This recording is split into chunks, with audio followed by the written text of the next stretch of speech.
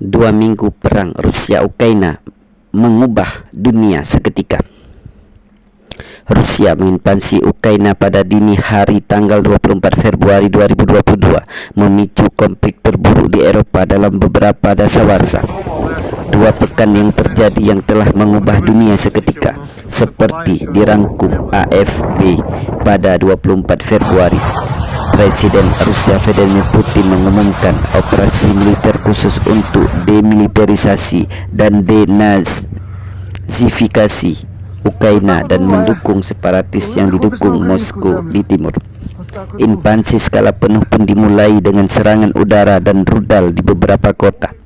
Pasukan Ukraina tak tinggal diam, mereka melakukan perlawanan yang lebih kuat dari perkiraan, membuat frustasi rencana Rusia dalam pengambilan Ukraina.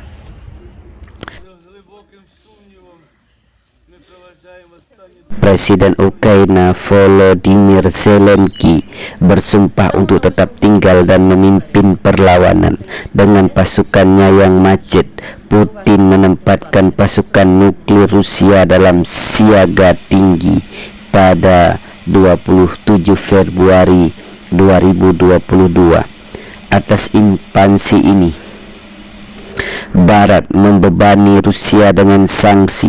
Bantuan militer yang belum pernah terjadi sebelumnya juga diberikan untuk Ukraina pada hari yang sama.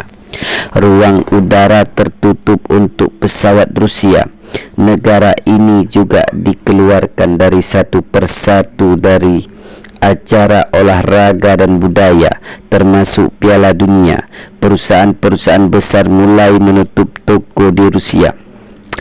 Invasi juga memicu pemikiran ulang radikal dalam kebijakan pertahanan Jerman. Berlin secara besar-besaran meningkatkan pengeluaran militer. Selama pembicaraan pertama antara Kiev dan Moskow pada 28 Februari, roket Rusia menghantam wilayah sipil di kota kedua Ukraina, Kharkiv. Zelensky mengajukan permohonan yang berapi-api untuk masuk ke anggota Uni Eropa. Beberapa oligarki Rusia pun menyerukan perdamaian di tengah rubel yang semakin runtuh. Pada 1 Maret, citra satelit menunjukkan kolom Rusia besar-besaran menghantam Kiev, tapi itu adalah kemajuan nan lambat. Pasukan Rusia jauh lebih berhasil di selatan, di mana pada hari yang sama mereka mengepung pelabuhan strategis Mariupol di Laut Azov.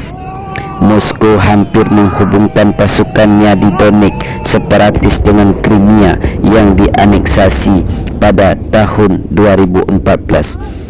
Pada 3 Maret, seminggu setelah serangan dimulai, Kherson menjadi kota pertama yang jatuh ke tangan Rusia, dengan pasukan yang berbasis di Crimea bergerak menuju pelabuhan utama Ukraina, Odessa, di Laut Hitam dekat dengan Moldova dan perbatasan Rumania. Ketika korban sipil meningkat dan ratusan ribu orang melarikan diri dari setiap hari dari negara itu, Majelis Umum PBB sangat menuntut agar Rusia mundur segera. Pada tanggal 4 Maret, pasukan Rusia mengambil alih pembangkit listrik tenaga nuklir terbesar di Eropa, di Zaporizhia, setelah menembaki sebagian. Pada hari yang sama, Rusia mulai memblokir situs berita dan penyiar barat, dengan media independen terakhir ditutup di tengah ancaman hukuman penjara 15 tahun karena berita palsu tentang perang. Banyak organisasi media internasional juga menangguhkan liputan mereka dari Rusia. Lebih dari 13.500 orang Rusia ditangkap di seluruh negeri karena memprotes perang. Palang Merah menggambarkan situasi di Mariupol yang terkepung sebagai apokaliptik, dengan ratusan ribu warga sipil tertangkap dalam penembakan selama 8 hari tanpa air panas atau listrik. Hari berikutnya gencatan senjata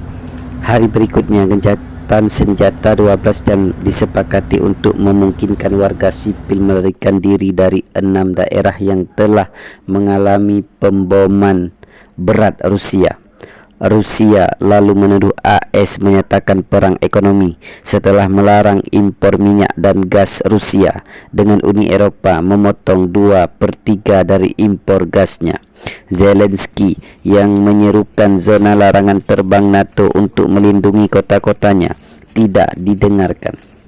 Dia memohon kepada Washington untuk kekuatan udara ketika anggota parlemen memilih paket bantuan senilai 14 miliar dolar Amerika Serikat.